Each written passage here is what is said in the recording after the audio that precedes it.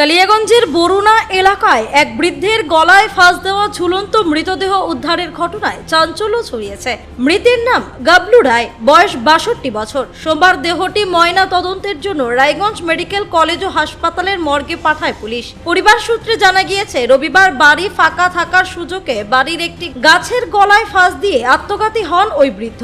খবর পেয়ে ঘটনাস্থলে পৌঁছে দেহ উদ্ধার করে পুলিশ। পরে ময়না তদন্তের জন্য পাঠানো হয়। পরিবারের সদস্যদের প্রাথমিক অনুমান, দীর্ঘদিন ধরে শারীরিক অসুস্থতায় ভুগছেন গাবলু রায়।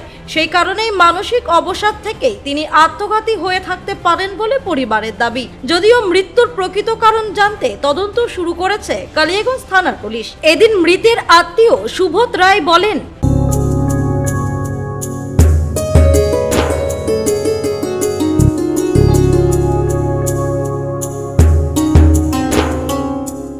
কেউ জানে আমায় ছোট্ট মানালি নামে, কেউ জানে আবার একজন মডেল হিসেবে।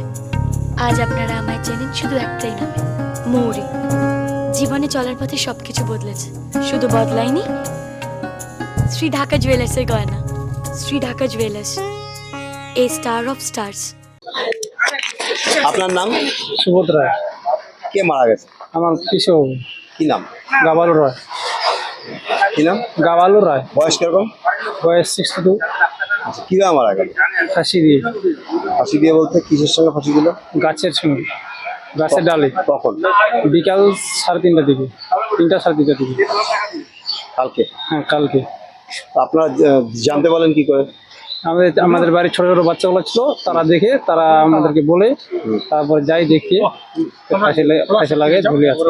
তারপর পুলিশে খবর দিলেন? তারপরে পুলিশে খবর দিলাম, পুলিশ আসলো 3টা নাগাদ। পুলিশ এসে বুড়িটাকে নামায়, তারপরে থানার মধ্যে নিয়ে আসলাম।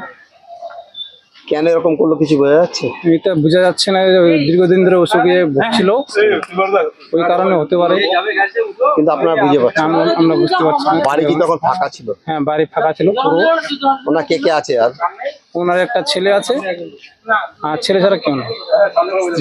স্ত্রী আছে, ছেলে আর স্ত্রী আর বৌমা আর নাতিপুতিগুলো আছে। কি করতেন উনি? ঘরের কাজ করে রায়গঞ্জ থেকে বিথিকা পালের রিপোর্ট, কুলিক নিউজ।